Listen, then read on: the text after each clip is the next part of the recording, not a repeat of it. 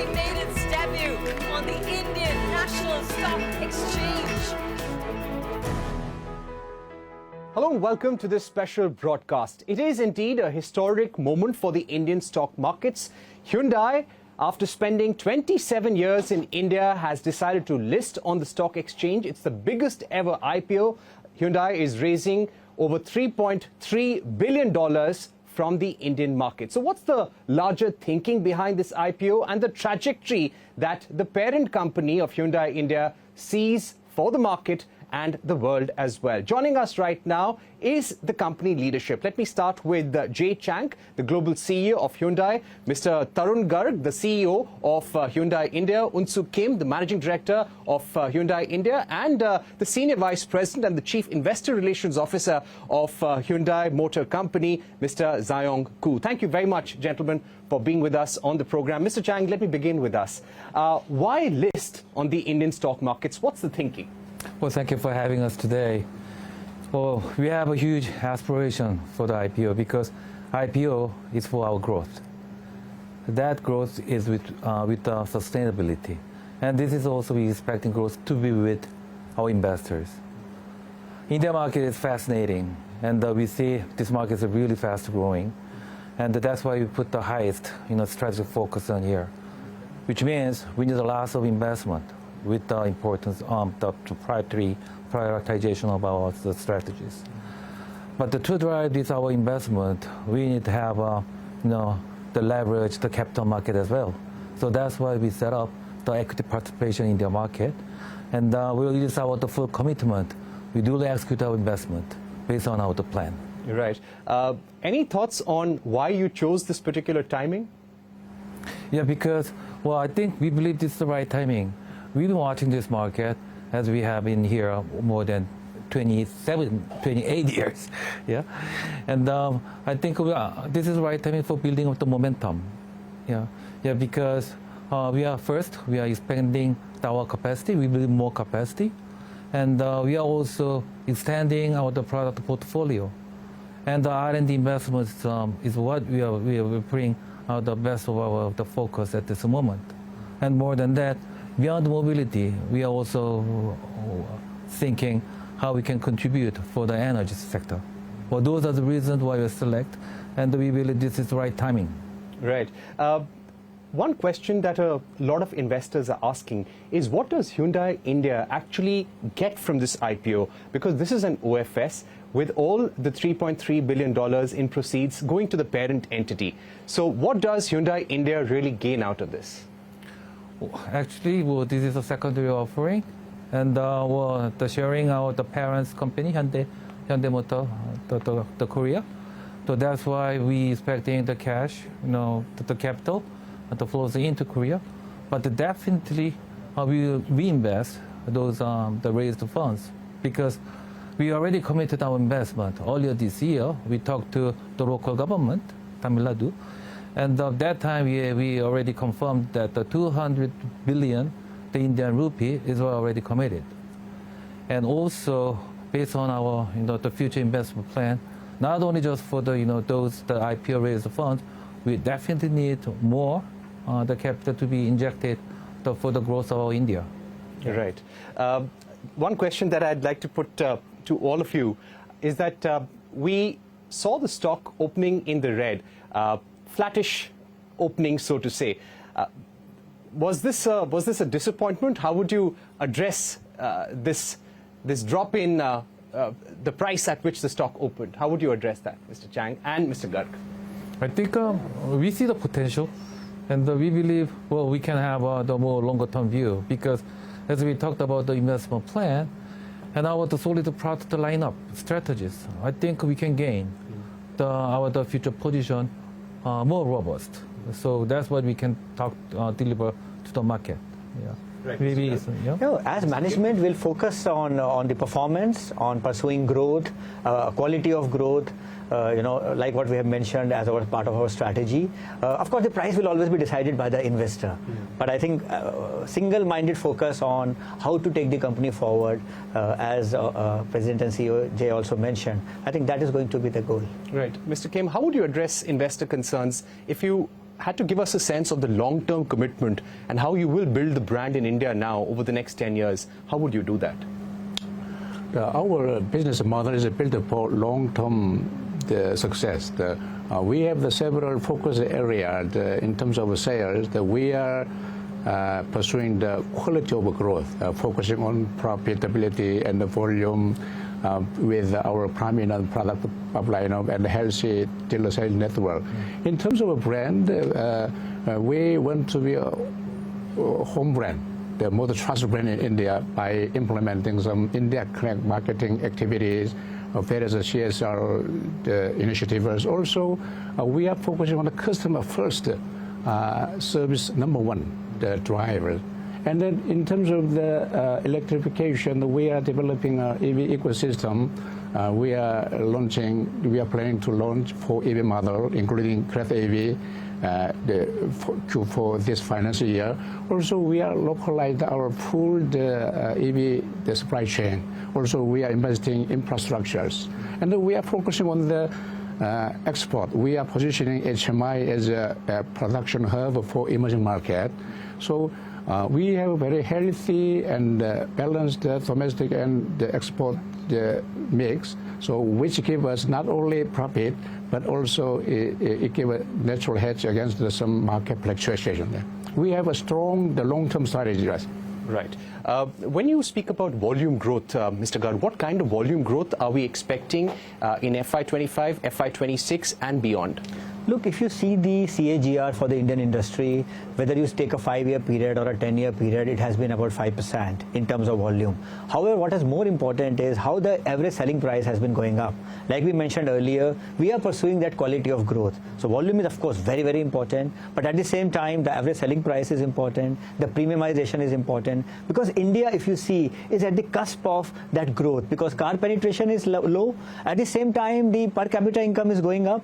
People are wanting, the key buying decisions have changed from earlier only fuel efficiency or the price of the car to the design of the car, and that is where I believe Hyundai steps in. So we believe with the addition of capacity, which is almost, if you see, 30% capacity addition is happening for HMI in the next 3 years, and this is after a gap of more than 10 years. So I think this is a big moment for the growth of HMI going forward, and we believe that yes, not only in terms of volume, but this strategy of premiumization, the strategy of adding features, and then, meeting the expectation of the customers will help us to really sustain the volume as well as profitability. But any numbers that you could give us, any percentages? Look, future guidance is always, we resist from giving a future guidance, but we believe that we are in a position to really, grow in line with the market in terms of volume, and of course, always in terms of average selling price to continuously go up, because the product mix is continuously changing towards SUV, and the higher trim percentage is continuously going up.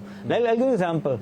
Higher trim percentage was 14% in 2019. Now it is 23%. Because we are adding more and more features. ADAS, we saw the highways being made, and today 8 out of 13 Hyundai models have ADAS. And the penetration has reached 29% in these models. So I think the opportunities will keep on coming. Infotainment is becoming very important. Software-defined vehicles are becoming very important. So HMC's strong prowess and R&D capabilities in these areas will help HMI to really leverage these opportunities. Right. What would be your 10-year vision for Hyundai in India? You have 1 EV in the portfolio right now. You'll add another 4 by 2030. If I were to ask you about your vision for Hyundai India in the global scheme of things, Mr. Chang, what would that be?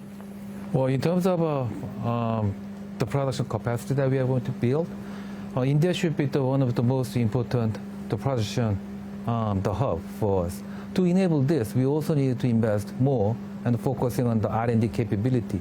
Thus, we are setting up the production capacity increase and also R&D reinforcement. Those are the 2 main pillars that can ensure the growth. But if we especially focus on the EV, I think we believe that India is also, thanks to the government, the very strong the aspiration for the decarbonization. I think this is another the momentum that we can build together with the steady government policy, with the consistency, and also infrastructure, where we also need to invest as well. Yeah, and also, I think infrastructure building together, well, those are the things the most important, the theme, strategy pillar for us as well. Right. So, if I were to ask you about how many EVs, what would be the percentage of EVs in your sales by 2030, do you have any estimate in mind that you could give us? yeah, currently, if you compare the market, EV penetration versus your actual the performance, those are the ladders you can compare together. So if you see, okay, let's see, the market penetration is about 2%, yeah, but we are starting and we are putting the more EVs now. And up to year 2030, we are expecting about 5 EV models running in this market. We are expecting about 10%. Yeah. Clearly, I think a lot of headroom to grow. So no exact number difficult to put, but localization is a very strong component which will help us to position these EVs well. Right. Charging infrastructure, we are working very strongly, like I mentioned, whether it's the AC chargers, but also on the DC chargers, on the highways, because our study showed that while 85% of the customers are charging at home or office, however, they're hesitant to take their vehicles outside the city. So I think Hyundai took this as an opportunity, and we are working a lot on that area as well. So you can see the entire supply chain, whether it's cell through the LFP with the Indian partner. We are looking at drivetrain and power electronics. We are of course, the battery packs are being localized as we speak, and the charging infrastructure and the volume which will increase with the 4 or 5 products which are going to come. So I think this will give us a 360-degree, view and a 360-degree wherewithal to really go on the EV path. Right. One question that I'd like to ask both Mr. Garg and Mr. Kim. There is a $4 billion commitment that you've already made to the India market. This is for the next 10 years. How would you be deploying this? If you could help us understand how much of this would go towards electric vehicle development, setting up of charging infrastructure, R&D, this would be key and something that investors would want to know. So broadly, if you see, 32,000 crores is the amount which comes in. 6,000 crores is our MOU with the Maharashtra government. This is for both phase 1 and phase 2 of the Pune plant.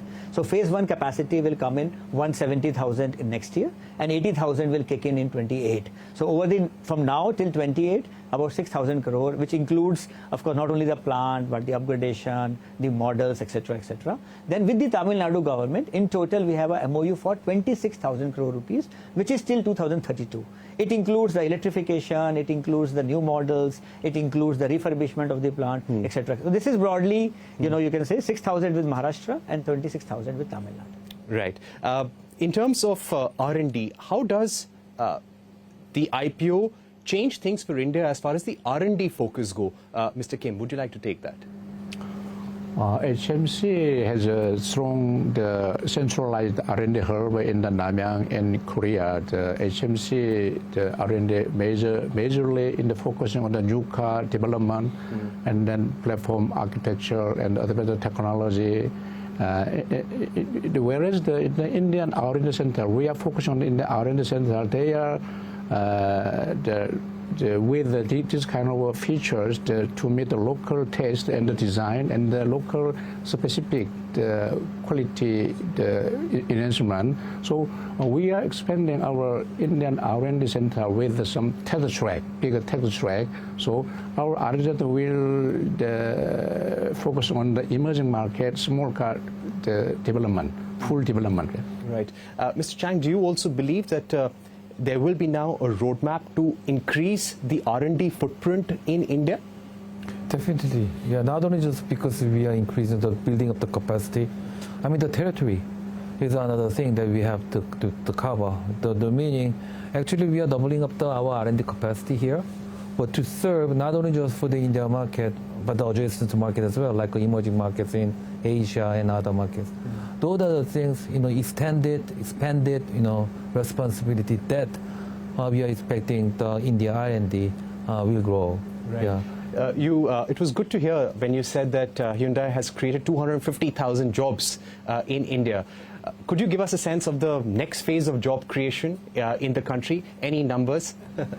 I think this is an integral part of any company to really be a very strong part of the economic growth of India. So we are very humbled and very proud that yes, Hyundai over the past 28 years has contributed to the Indian economy. The whole world is looking at India very positively, whether it is the GDP growth, whether it is the per capita income, and we believe that the kind of capacity additions we are having, the kind of infrastructure which is being made, the kind of dealer network and the supplier network that we have, I think the opportunities will keep on coming, and we will be very, very happy to really be a part of this growth story of India. All right, my final set of questions, sir.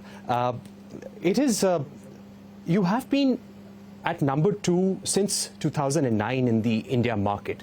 What is the one thing that you would now like to change in India or change tracks to speed up growth faster? I think it's customer focus. I think that should be the biggest driver to be better. And that's why we truly focus on the entire customer journey map, experience point of view, how we can do better from customers' buying experience and the owning experience. I think that should be the biggest thing, rather than just we chase the numbers. We really, really beloved the company by the customer. I think that should be the most important moment for us to build. Right. Now, one question that a lot of people are asking is that Hyundai has 2 brands globally, Kia and Hyundai. What is really a differentiator? When people think about Hyundai as an investment, when they look at Kia, what really differentiates the 2 companies? What's different in the trajectories, according to you? Well, I would say, from the brand perspectives, well, you have to see some differentiating point of view from user interface and the user experience. Well, that can be characterized from the designing and the features and others. And even for how do we deal with the customer in terms of a care program? Those are all the differentiators that we can be different. But meaning we are covering different area, also creating the synergy between 2. Those are how we are dealing with the market. Right. Would Hyundai at some stage consider an IPO for Kia as well? We are in a position On behalf of Kia. You are in a position to say that. Listed company, so. All right, so they're separate entities, but you are saying that there is a strong differentiation between the brands, because often customers think that one brand will eat into the other.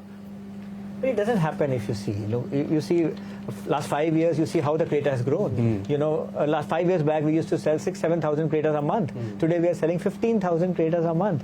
So I think it is all in the mind. We have been in India for 26 plus years. We are a complete auto OEM. Our network is not only in the urban areas, but also in the rural areas. So competition was always there for 26 years. You are mentioning Kia, but competition was always there. Right. The big thing is, what are you doing as a company? I think we believe in really strengthening the fundamentals. Like CEO said, the customer is a big focus area, and see how we can really take care of the customer requirements going forward. Sure. And I think that will really take care of all the competition in itself. When it comes to localization and bringing the prices down for customers, what is the target that you have in mind for electric vehicles? What is the level of localization?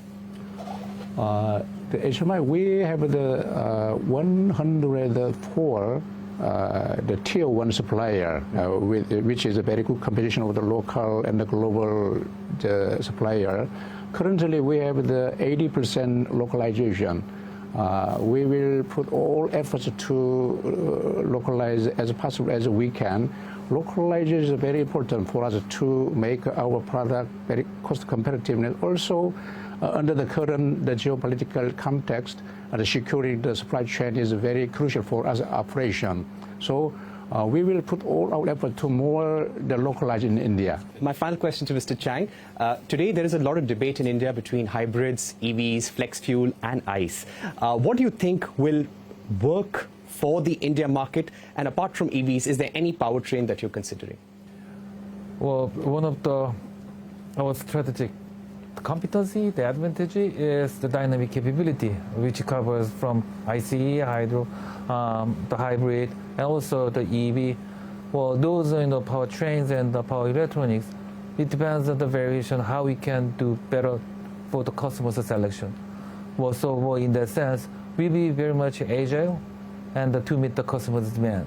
I think that should be the key, to do better for the customers. Yeah. All right. It was a pleasure talking to you. Thank you so much for taking out time for CNBC TV18. We had to ask you all these questions because this has been running in everyone's mind. And it's good to have some clarity on what the company is thinking about the future. Gentlemen, thank you very much for being with us on CNBC TV18. With that, we come to the end of this special broadcast. Thank you for watching. Goodbye.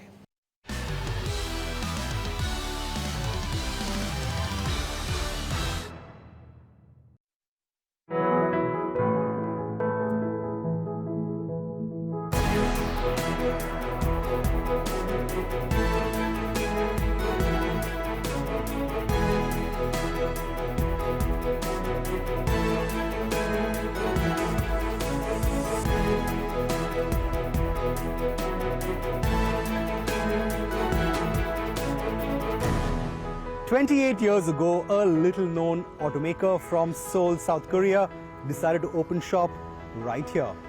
Today, Hyundai may be India's #2 auto manufacturer, but if there's one constant in the South Korean auto major's 3-decade-long journey, it's simply the fact that it stayed true to its roots in India at its plant in Irangatukote, near Chennai.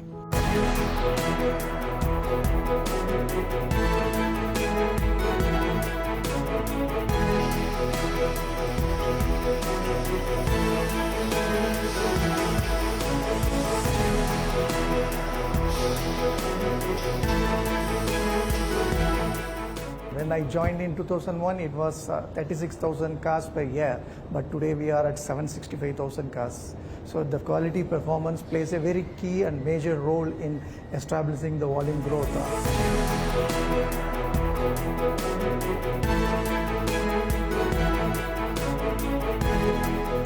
As the cliche goes, Hyundai's Tamil Nadu plant has seen it all. From iconic launches like the Santro back in 1998, to the launch of the company's first ever compact sedan in the Accent back in 2014, to the start of its SUV era thanks to the launch of the Creta the very next year. Creta launch. It was like a festival. So many, all the showrooms were bustling with customers, and like weekdays were like weekends. Customer used to wait in a long queue to experience the car. In 2021, Hyundai celebrated a first right here where it all began. The company hit a production milestone of 10 million cars made in India, by which time it had already cemented its place as the country's second largest car maker. For Hyundai in India, the possibilities were endless. You know, it was during the pandemic time that we launched the all-new i20 model, because almost we know that the entire nation, in fact the entire world operations have been stalled, and almost all our counterparts were shelving their new model launches and new model works. So, but we also have had our options to postpone the model launch, but you know, with Hyundai being the way we think, we like challenges and we would like to overcome it. Hyundai's love affair with Chennai extends to well beyond the four walls of its plant. Only earlier this year, the company's flagship SUV product, the Hyundai Creta, became the automobile of choice to the Greater Chennai City Police, thereby strengthening the bond between the automaker and the city.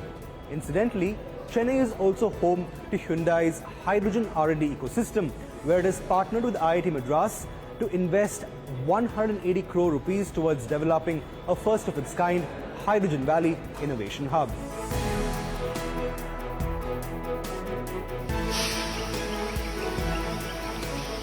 Back at the plant, these production lines are all set for a brand new facelift, as Hyundai's recently released pre-feasibility report mentioned an investment of 5,000 crore rupees over the next few years towards modernizing these trusty old facilities. This means an increase in the production facility from 5.4 lakh square meters to 7.2 lakh square meters, thereby adding to its present-day headcount of 18,000. This expansion comes in the wake of Hyundai giving its legacy plant in Tamil Nadu a whole new look as it gets set for the next wave of EV launches. The company is confident the road ahead will be a lot more exciting as it incorporates and adapts to new technology, evolving customer tastes, and uber-competitive market dynamics. In Chennai, Jude Sanath.